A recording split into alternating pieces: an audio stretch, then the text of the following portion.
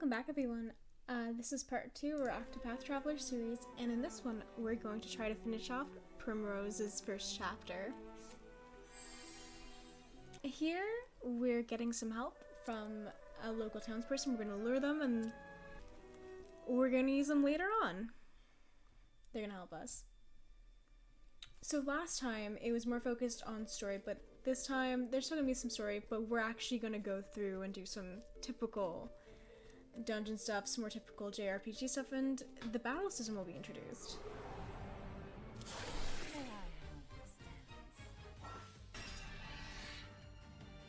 So what you missed there was that I was fumbling around with my camera because I was blocking the turn order at the top. If you see, there are little character portraits at the top that show you the timeline events. I think your standard Final Fantasies, like 10, you see this in 10. The ones where they're turn-based, so not like any action JRPG, if that makes sense. The show is over. So, Prim is a dagger user, and she also does dark magic. That's what this world's dark magician entails. Think of Tharja from Fire Emblem Awakening.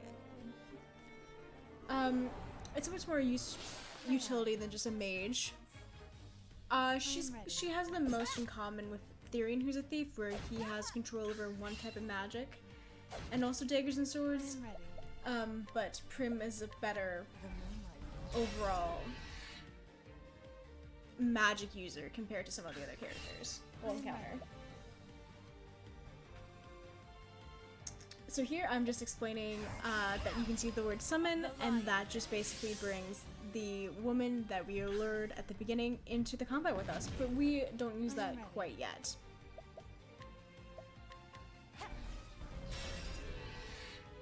At the moment, Prim just has one singular dark magic attack. Later on, we're gonna get her AoE, which is Dark Ode. I almost said Dark Ode, Bring Your Shade, which is what she says when she uses it. But right now, we're just grinding up a tiny bit to get some JP or job points so that we're able to unlock these different spells and abilities. And also, we're being little glue goblins and getting all the chests.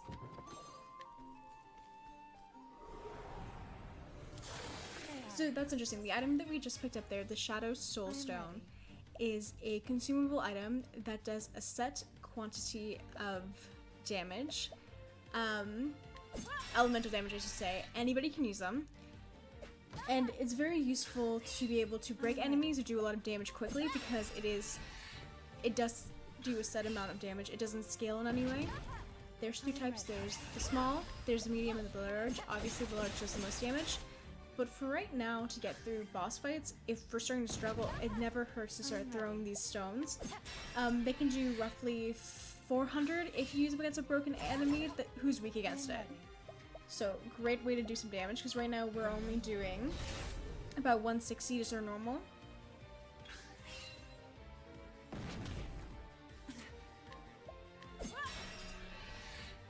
I promise I don't lose any fights yet.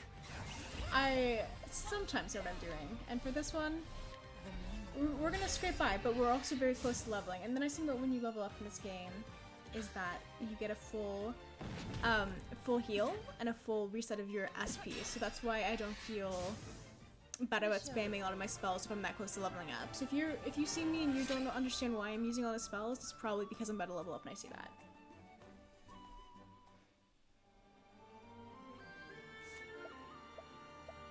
This is me checking to see if I have enough JP, and I clearly don't.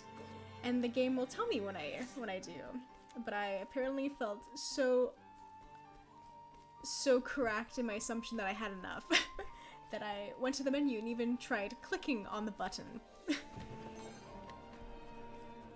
The item that we just picked up there was an Inspiring Plum. Plums give you back some SP.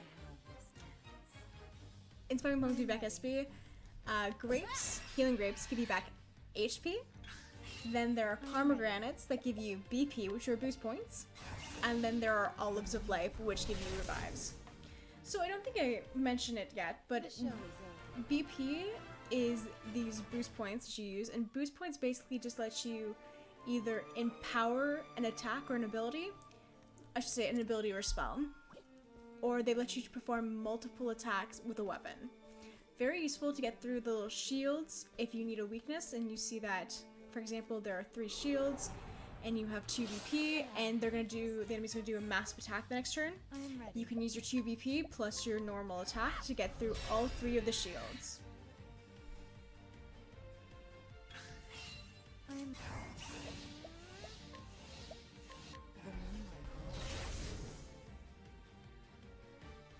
The show is over.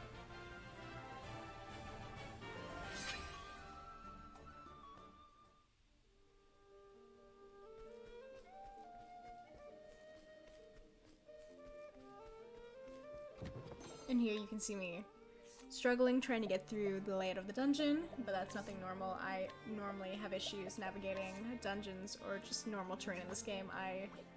The 3D, 2D really throws me. And just yesterday we were playing through Trussa's chapter 2 and I had to get past this one body. And I couldn't get past for a reason. I knew I had to get past it and I couldn't figure out why, and I realized I needed to go more up vertically. But, you know, that's stream issues. I'll definitely cut that out for you guys on YouTube when you're watching these videos. These more visual videos. I guess I should say it now. There are the long-form VODs up on the channel, and then I'm trying to make these a more condensed version of just the plot if you're interested, or just, you know, seeing the story and seeing the play through the walkthrough without all the slip-ups, or without the awkward pauses of me going up to stretch or me talking to the chat, which is why my video's there, but I don't record that audio. One, because this is my first ever stream, so the audio is not great and I don't really know what to talk about. But also, I mean, I'm not doing much about it. This is literally a week after I streamed this. But you know, it's also that, you know, some people don't want to hear all the stuff with the chat. Some people do, which is why you have the VODs. But some people just want to get to the actual heart of the game. And I appreciate that, which is why I think it was a good idea to do these. I mean, you guys can let me know if you're very, very set against them. 1, you don't have to watch. 2, you can let me know how to make them better. I'm never gonna say, you know, like, then don't watch my channel. Because I hope, you know, if you came here, you can enjoy this content. But, you know, if it's not for you, definitely let me know if there's a way for me to make it for you. Or, like, maybe you let me know that, hey, I want to see more VODs, or I would love to see just the gameplay. Because in that way, I can give you exactly what you want. Here, I'm debating what to do, because I'm about to go into a boss fight, and I want to conserve as much SP as I can, because I'm not about to level up. I'm gonna let you guys in a little secret here. This is where I end up splicing together 2 runs. This is the traditional run that I used when I first failed the boss. And then I splice it with the take of the attempt that I actually beat the boss. So when I actually went to go fight the boss, you'll see that I have all my SP back. And that's because it's 2 different runs. But here we are, we have enough JP to learn our first skill, and we're gonna get Night Ode, which is Prim's AoE Dark Attack, which is gonna be useful for this boss.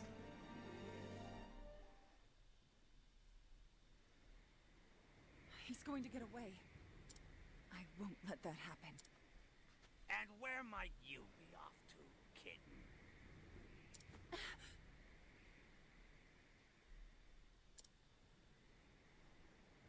Man, I love how cinematic this game is. Helgenish. Whatever are you doing here at this hour? Funny you should ask. A worthless little stray, this one. But she was kind enough to help me catch a rat. Yusufa!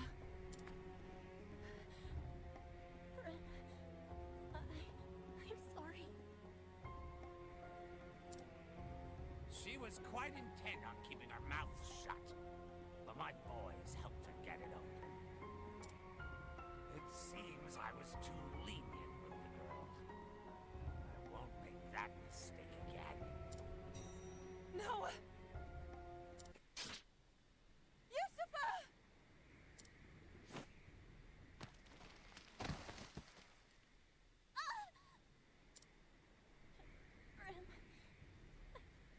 I've never heard you shout so. What? This is no time to... Hey, Prim. We're friends, aren't we? What?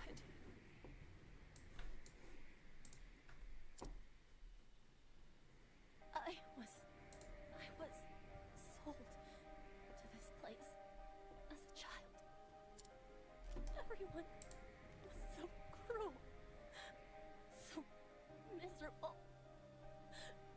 I thought it was lonely having no one. But you were different. Always standing tall. Proud. No matter how hard it is. Looking at you. It gave me strength. Yusufa. Tell me, Prim. Were we friends? Yes, Yusufa. You were my friend.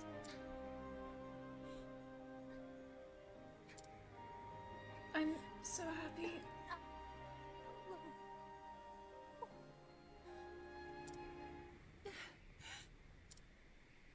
Is it finally over?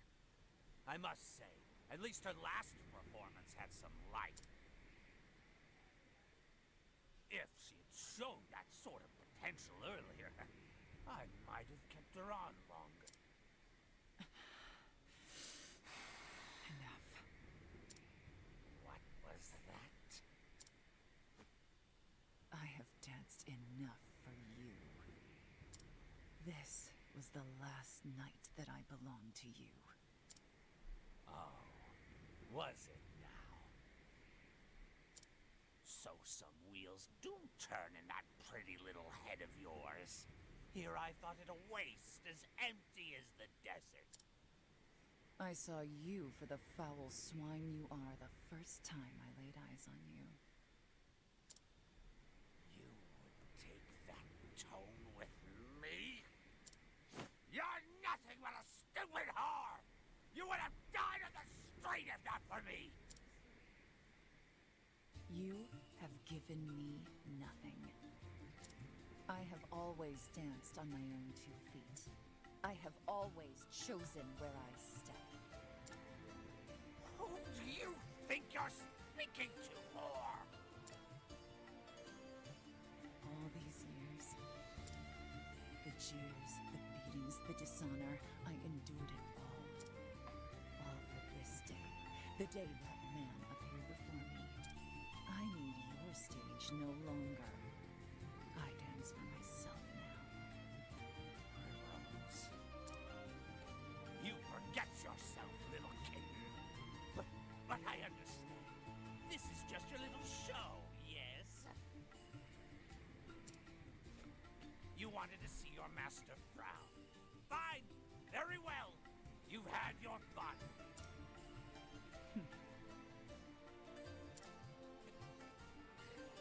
That naughty mouth of yours belongs to me. Put it where it belongs, and if you please me to my satisfaction, I will overlook your impertinence. Master, go pleasure yourself.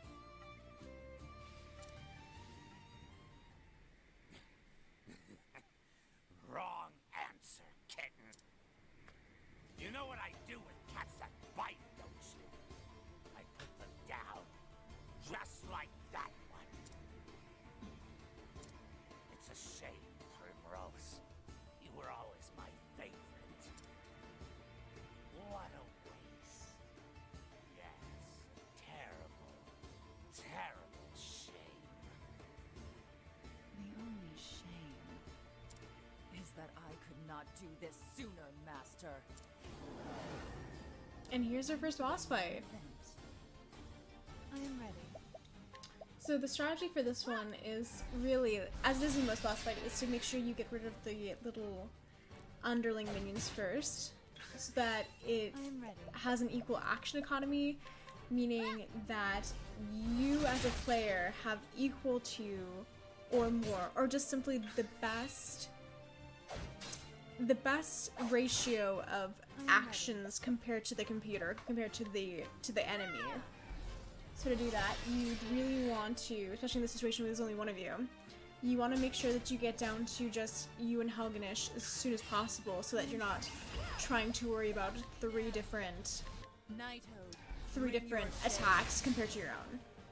Which the issue was in my first playthrough, because I didn't have full SP. I ended up running out of SP at a critical time, and I couldn't get rid of the first two soldiers because I couldn't do another Night Ode.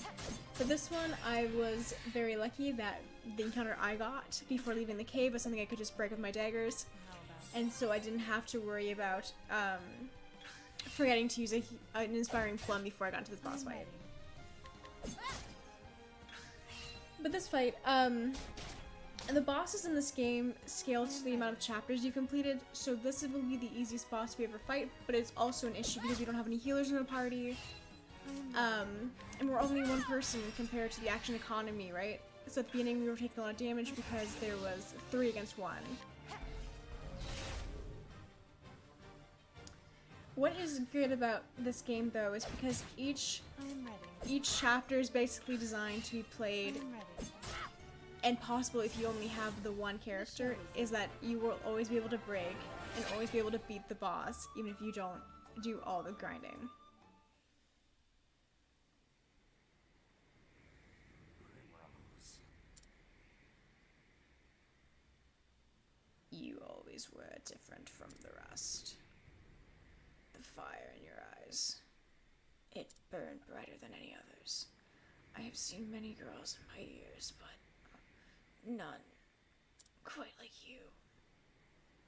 You've fascinated me from the start. Come, Primrose. Won't you dance? One last dance for me.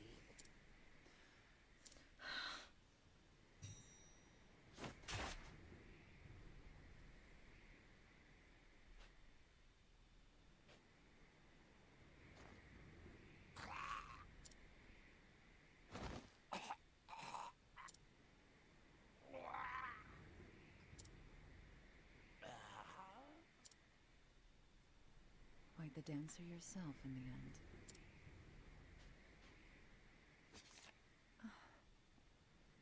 I guess you won't be needing this anymore. The village is still snow. I need to pack some warmer clothes. Farewell. And with that, master, I do believe my debt is paid.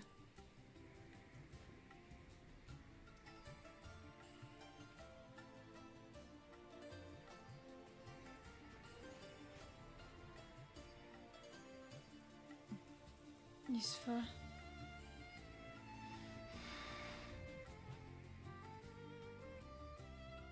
We are free at last, my friend. And so Primrose sets out from the shifting sands to a land of swirling snow in her quest for vengeance against the 3 foul crows. Where this dance will lead her, none can say. But that is for this game that we play. It always bugged me that you have the rhyming scheme at the top and then you don't have a rhyming couplet at the end, but that's just me. So here we run into our first side quest, who is Kit. And so Kit is important because he's actually essential to get the true ending of the game. But I won't spoil too much of that later. For now, sorry, I won't spoil too much of that for now. But it's just important that if you want the true ending of this game, you have to complete all his side quests. But here we start. A monster came out of nowhere and got me in the leg. I can't put any pressure on it. I can't put any weight on it. Would you mind sparing me a healing grape? I obviously did not think this was important enough that I was going to voice over it. But his name is Kit, and what's important is that he always... Well, he's on a journey to find his father, and he disappeared when Kit was just a boy. And Kit asked us if we were on our own journey too, if we're gonna do our own travels. And he says perhaps our paths too will cross again someday. Which they will, especially if you want to get the true ending. Be safe and may your travels bring you all that you seek. So Kit is looking for his father, and this ties directly into the story of Octopath, and in fact it ties directly into the story of Hannah in multiple ways. It surprisingly mirrors some aspects of her own story, finding her pseudo parental figure, and also ties intricately into her boss fight. But here we are, we're just gonna collect and start some side quests in Sunshade, and though we're not able to complete any of them yet because we don't have the right party members for it, I'm just showing you that if there is an orange star in the minimap, that symbolizes a side quest. But like I was trying to say, Kit always shows up outside the town of your first chapter. So say if you chose Cyrus, he'd be outside of Cyrus's town. If you chose Tressa, outside of Rippletide. And he always asks for a grape. And you start off with a bunch of grapes and you're able to find a bunch of grapes. So it's always best to just give him one at the beginning. You'll have enough gold by the time you're done the first chapter to be able to buy more if you're worried that you're gonna run out. So yeah, just make sure you start Kit. And then I'm sure I'll actually, we're about to run into him on the stream tomorrow, which would be Thursday, the 12th of May. So I will be sure to point him out to you guys on stream, and I'll be sure to point him out to you later when I'm recording the voiceover for that episode. But here we're just getting a side quest about how there is a bouncer outside who's not doing his job, and that he needs a good, let's say, quote-unquote talking to. And the previous side quest we got before was about a girl being harassed who also needs somebody to give her pursuer a good talking to. We don't have anybody in the party who can attack people yet, or provoke, or, you know, duel people yet, but that's how you'd solve those issues, and I'll be sure soon when I'm doing a full side quest stream to go through, and I can detail that if you want, or, you know, when I do my all side quest run later and I put the walkthrough out of that, I'm sure I can give people more details if you want. But for now, we're gonna start heading our way towards Elephants Chapter 1, and for that, I am Cutie, and thank you so much for joining me.